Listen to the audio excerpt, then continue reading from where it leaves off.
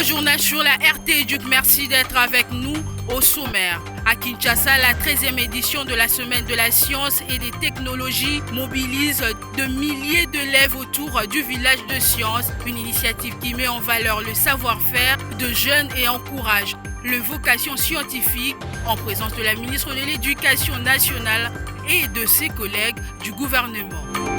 Et puis, les inspecteurs de l'enseignement secondaire de la province éducationnelle de Moamba sont en formation sur la modernisation et l'optimisation de la gestion de données de l'examen d'État. Objectif, renforcer la transparence et l'efficacité dans l'organisation de cette épreuve nationale.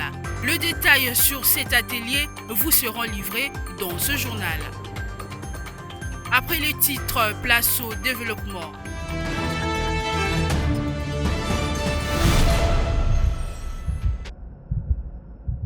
Des élèves, des expériences et des idées qui prennent vie. À l'Athénée de la Gombe, le village des sciences attire une mobilisation impressionnante d'élèves venus de toute la capitale. Une immersion au cœur de la 13e édition de la Semaine de la Science et des Technologies placée sous le thème « Au cœur du geste technique ». Ici, la science sévit. Sur une 50aine de stands, les élèves manipulent, démontrent et expliquent leurs projets. Un passage de la théorie à la pratique où chaque expérience devient un apprentissage concret. Présente sur les sites, la ministre d'État à l'Éducation nationale, Raissa Malou, accompagnée de ses collègues membres du gouvernement, est venue encourager cette dynamique scientifique. Pour les autorités, ces rendez-vous dépassent les cadres d'une simple exposition. Il s'agit de bâtir une culture scientifique dès l'école et de préparer une jeunesse capable de relever les défis technologiques du pays. Un stand en particulier qui m'a marqué, c'est un stand qui concernait tout ce qui a rapport avec l'énergie nucléaire et tout ça. Encadreurs et enseignants y voient une opportunité de révéler les talents, stimuler la curiosité et orienter les élèves vers les filières scientifiques. Il n'y a que 2 jours au village des sciences pour permettre à toutes les écoles, en tout cas à au moins 10 000 élèves, c'est vraiment ce qu'on vise chaque année, minimum 10 000 élèves qui puissent venir visiter le village des sciences avant qu'on le clôture. Donc on vous dit rendez-vous demain pour tous ceux qui n'ont pas pu venir aujourd'hui. Dans un contexte où l'innovation devient essentielle, ces initiatives rapprochent l'école des réalités du développement. Une évidence s'impose. Former aux sciences, c'est investir dans l'avenir.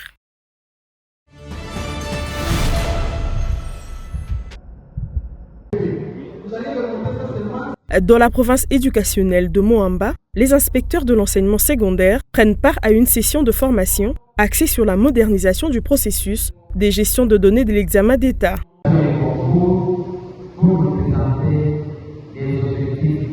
Cette initiative du ministère de l'Éducation nationale et Nouvelle Citoyenneté vise à doter ces acteurs clés d'outils numériques performants pour améliorer la collecte, le traitement et la sécurisation des données. Au-delà de l'aspect technique, les inspecteurs sont également renforcés sur le rôle dans la direction de centres d'examen, une responsabilité qui exige rigueur, discipline et respect strict des procédures. Nous avions eu le souci de procéder à une formation de mise à niveau, former nos inspecteurs sur la gestion d'un centre d'examen d'État numérisé. Maintenant, cette fois-ci, tout est numérisé, tout est informatisé, que nos inspecteurs aient quand même une notion sur la digitalisation, parce que les jours de l'examen d'État, que ce soit la dissertation, que ce soit la session ordinaire, tous les inspecteurs chefs de centre seront obligés de synchroniser les données, d'envoyer les données au niveau national. Diriger un centre d'examen d'État, c'est coordonner l'ensemble des opérations, dès la réception des malles des épreuves à la transmission sécurisée des copies. Un travail de précision pour assurer l'équité entre les candidats. Avec cette modernisation, les autorités éducatives entendent renforcer la crédibilité de l'examen d'État et adapter les systèmes éducatifs congolais aux exigences du numérique.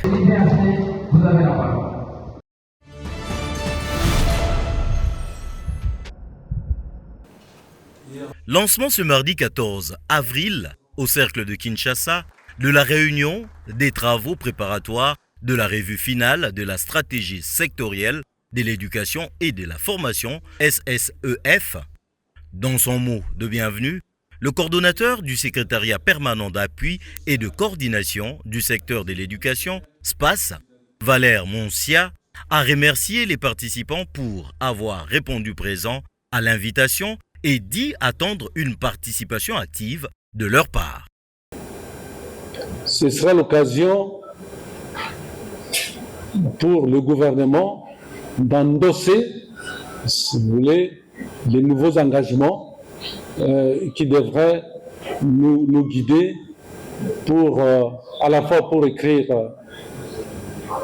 la nouvelle stratégie, mais également pour guider toute l'action qui va donc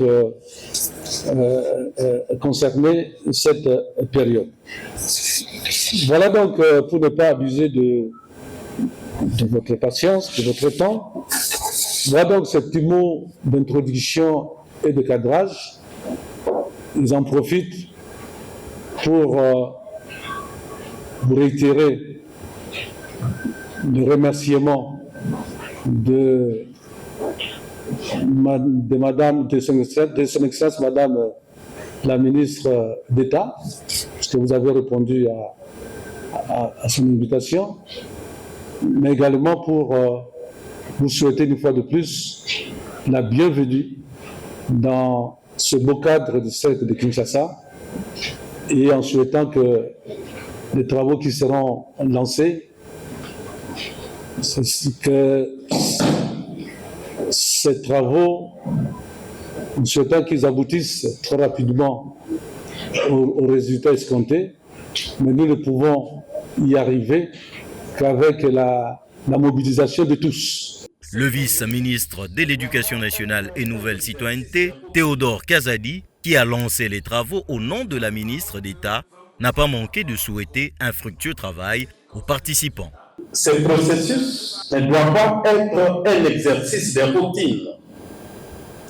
Il doit nous permettre de tirer des enseignements clairs, d'assumer des choix stratégiques et de poser les bases de réformes structurantes, notamment en matière de qualité, d'équité, de gouvernance et de financement du secteur éducatif. Les participants ont 4 jours de travail afin d'élaborer une stratégie sectorielle de l'éducation et de la formation pour un avenir radieux de la République démocratique du Congo. Les travaux qui seront lancés.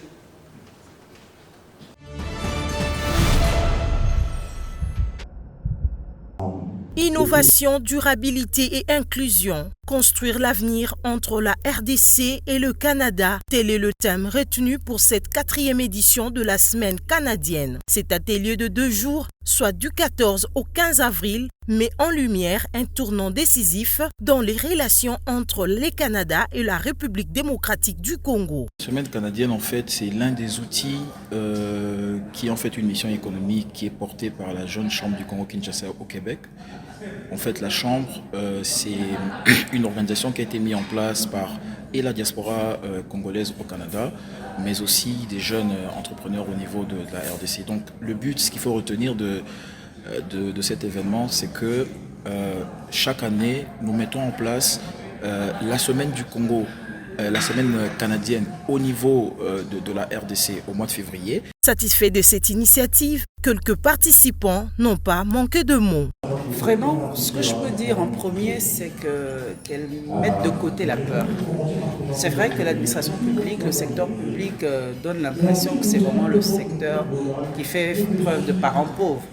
Mais il y a toujours moyen de pouvoir s'en sortir. J'ai trouvé déjà la 4e semaine canadienne très intéressante, la 4e édition plutôt. parce que tout justement on parle de l'implication des femmes, de la gouvernance des femmes dans les instances de décision. C'est très important déjà parce que je suis une femme, donc je trouve ça très très important de parler des femmes, de comment est-ce qu'elles peuvent faire pour accéder à des instances de décision. Donc je remercie encore aux organisateurs, à Monsieur Fabrice donc de nous avoir invités pour ce panel qui a été fort constructif pour tout le monde. Signalons que l'enjeu de cette 4e édition marque la maturité d'une collaboration qui vise désormais la co-création des valeurs plutôt que sur la simple aide au développement. 74% des enfants en République démocratique du Congo vivent dans des ménages pauvres au sens monétaire.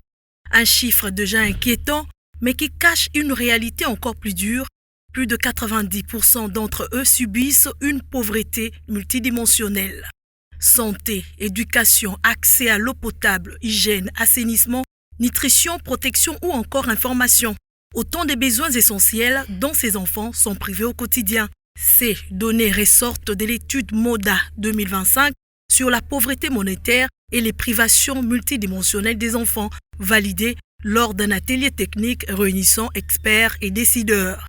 Organisé par le ministère du Plan et de la Coordination de l'aide au développement avec l'appui de l'UNICEF, cet atelier a permis aux spécialistes de la politique sociale et de l'évaluation ainsi qu'aux experts du secrétariat général du ministère d'examiner en profondeur ces résultats avant leur validation. 74,6% des enfants subissaient des privations multiples dans des dimensions essentielles telles que la santé, l'éducation, la nutrition, l'eau, l'assainissement, les logements, la protection et l'accès à l'information.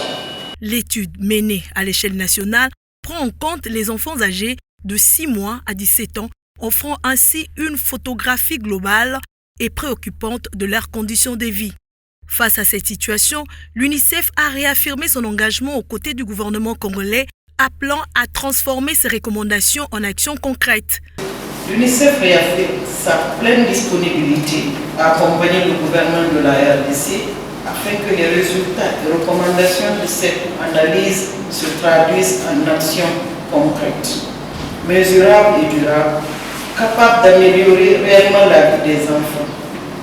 Je formule ici le vœu que cet atelier de validation favorise une forte appropriation nationale et provinciale des résultats et à tous les niveaux. Des pistes ont d'ailleurs été formulées à l'issue de travaux.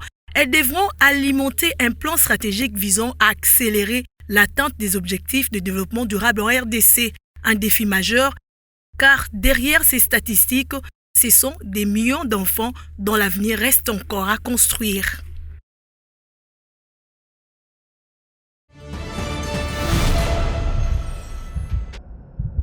Nous ne sommes pas dans un pays européen, ni aux Émirats arabes unis, mais dans la province du Lualaba.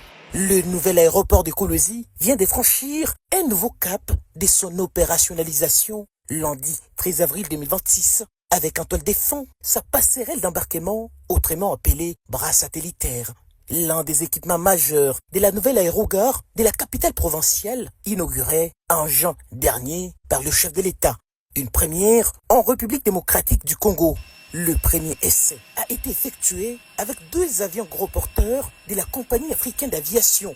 La gouverneure Fifi Masuka Saini, accompagnée de Jeffrey Masuka, son ministre des Transports, de quelques membres de son gouvernement et de ceux du comité provincial de sécurité, a fait le déplacement. Ce qui marque un pas important vers la certification de cette infrastructure par l'Organisation de l'aviation civile internationale dans un avenir proche. Le statut d'aéroport international. Fifi Masuka Saini a encore fait parler son sens du détail, de la rigueur, de l'ordre et de la discipline qu'elle réussit progressivement à inculquer aux équipes sur place. La vision du président est en train de prendre forme chaque jour depuis l'année passée lors de plusieurs inaugurations. Aujourd'hui, nous sommes en train de suivre ce qui se passe au niveau de l'aéroport.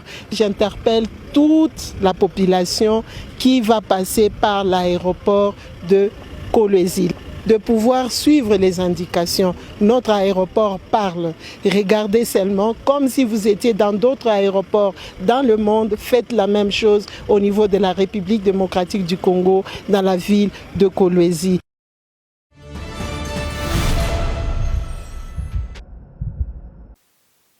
Le lancement officiel de l'atelier de formation des formateurs sur la gestion des pertes post-récolte destiné aux techniciens de la direction agro-industrie du ministère national de l'Agriculture et Sécurité alimentaire du 13 au 17 avril 2026 à Kola, dans le territoire de Mbanza-Ngungu, en province du Congo central. Cette activité permettra pour notre pays, à travers le ministère de l'Agriculture et Sécurité alimentaire, par son service national des statistiques agricoles, reconnu comme point focal MS, au niveau national, de s'approprier opérationnellement cet outil, donc base de données, pour contribuer efficacement au système d'information régional de la SADC et capitaliser de manière optimale sur l'expertise nationale disponible afin de garantir son développement de façon à avoir une réduction de coûts adaptée aux besoins et au contexte institutionnel de notre pays. Le projet STOSAR 2 représente la deuxième phase stratégique d'un programme ambitieux initié en décembre 2018 et achevé avec succès en 2024. Fort des acquis et des enseignements de la première phase, STOSAR 2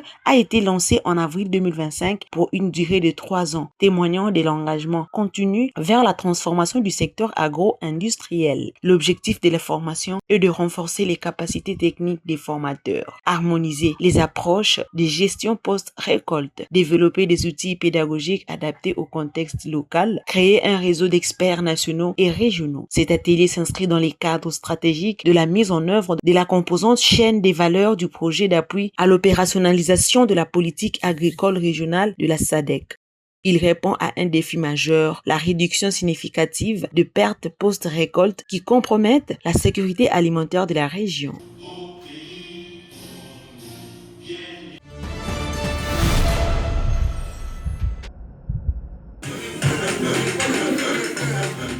À Mongafula, la commémoration de la Pâque, marquant la résurrection du Christ, a été célébrée dans une ambiance à la fois festive et spirituelle chez les enfants démunis du centre d'hébergement Évangile actif auprès des personnes vulnérables et ceux du centre Espérance au quartier Mbouki, dans la commune de Mongafula. Question pour leurs responsables de faire savoir qu'il existe une vie, même à l'absence de leurs parents biologiques. Au menu de cette célébration, la prière, les poèmes, la musique et aussi la danse. Question de rendre plus joyeuse la dite journée consacrée non seulement au partage, mais également fêter la résurrection de Jésus-Christ. Aujourd'hui, nous n'avons pas voulu fêter seul. On a fêté avec la Maison de l'Espérance de Maman SP, avec les enfants pleins d'espérance. Comme vous l'avez vu par des danses, ils nous ont montré qu'il y a la vie. Même quand on n'a pas de parents, on a la vie. C'est l'essentiel. Et puis en plus, ça tombe pendant le moment de Pâques. Nous disons que Christ qui est ressuscité doit aussi ressusciter l'amour entre nous. Raison pour laquelle aujourd'hui on s'est dit on va partager un repas entre frères. Une activité saluée par quelques participantes et qui y voit un cadre d'expression et de valorisation. Merci à l'orphelinat et MAPEP de nous avoir accueillis, de nous avoir fait sentir comme si on était chez nous, de nous avoir donné de quoi manger. Que Dieu vous bénisse. Et MAPEP nous a vraiment accueillis avec les enfants orphelins. Nous nous sommes dit on doit échanger entre nous. Donc les enfants doivent savoir vraiment la situation que les autres aussi sont en train de vivre. Au-delà de la symbolique, un message s'impose. La vie continue, même en l'absence de ses plus proches, et cela grâce à l'amour du prochain.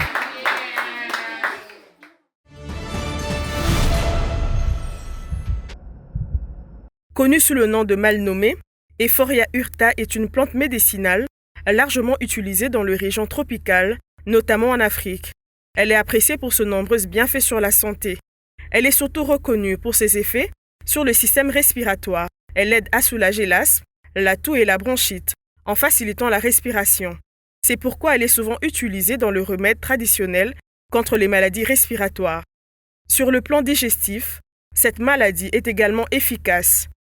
Elle est utilisée pour lutter contre la diarrhée et la dysenterie, grâce à ses propriétés qui aident à calmer les troubles intestinaux. Euphorbia hirta possède aussi des propriétés antimicrobiennes. Elle contribue à combattre certaines infections. Sur la peau, son latex blanc est appliqué pour traiter les verrues, les plaies, le furocle et les démangeaisons. Toutefois, ce liquide peut être irritant, d'où la nécessité de l'utiliser avec précaution. En plus, cette plante aide à réduire les douleurs et les inflammations. Elle peut aussi avoir un effet apaisant sur le système nerveux, utile en cas de stress et d'anxiété. Pour son utilisation, elle est souvent préparée en décoction, la plante est bouillie dans l'eau, puis consommée dans la journée. Elle peut également être utilisée directement sur la peau. Malgré ses nombreux bienfaits, il est important de rappeler que Euphorbia hirta reste une plante puissante. Son utilisation doit se faire avec prudence pour éviter tout effet indésirable.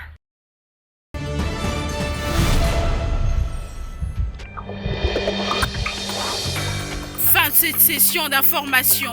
Merci à tous de l'avoir suivi.